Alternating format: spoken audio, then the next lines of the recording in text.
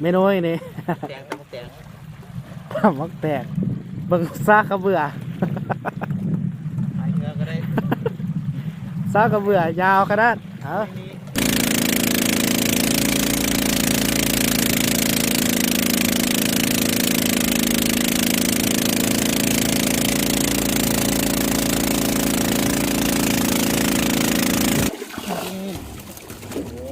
โอ้ปากกาปากกระดึก หลังแรกเขาก็มาด แร แล้ว งวะนี่น้ำมันตัวใหญ่ ร้อ เนาะ นแล้วนี่นะเขาเปิดร้อนแล้ว พอได้ปิ้งแล้วมันนี่นะคือผมยังตัวน้อยอยู่เนาะนี่ เ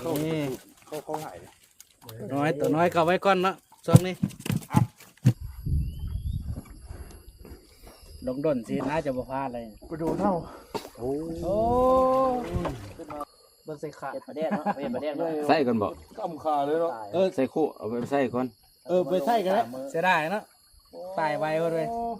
เข้าอยู่อ่า นี่นะคุณชูทางก้อนนี่ไปนี่นะ โอ้ปากกาเนาะเต็มเลยปากกาน้อย ยังไงมันคิดเอาออกมาป่ะ มีบอนคาดอยู่ เดี๋ยววะ ตัวนี้เราใส่อยู่ลืมหินนี่นะนี่ใส่ลืมแผลนะไหวถือว่าได้อยู่ได้นี่นะพอได้ปิ้งตั้งมาเนี่ยมัน มาเดี๋ยวสเก็ตอยู่นี่เลย ตัวใหญ่เหรอ โอ้ตัวนี้ใหญ่อยู่ได้นี่ ง่ายกว่า นี่นะใส่ซ้ำนี้ถือว่าใหญ่เนาะปากกาเนาะ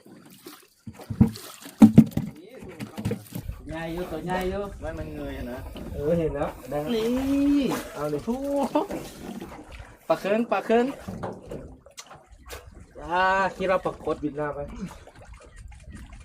บินหน้ามาให้กูดูเดี๋ยวออกมาให้เบิ่งเอาเข้าในเหือไปก่อนยันหลุดมือ เฮ็ดซาซิมิ โอ้ โอ้เสียจะดูน้อยพุ่นเนาะ เนี่ย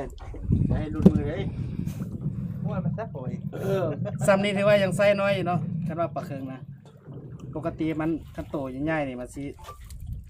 ใหญ่สุดนี่หลายโลอยู่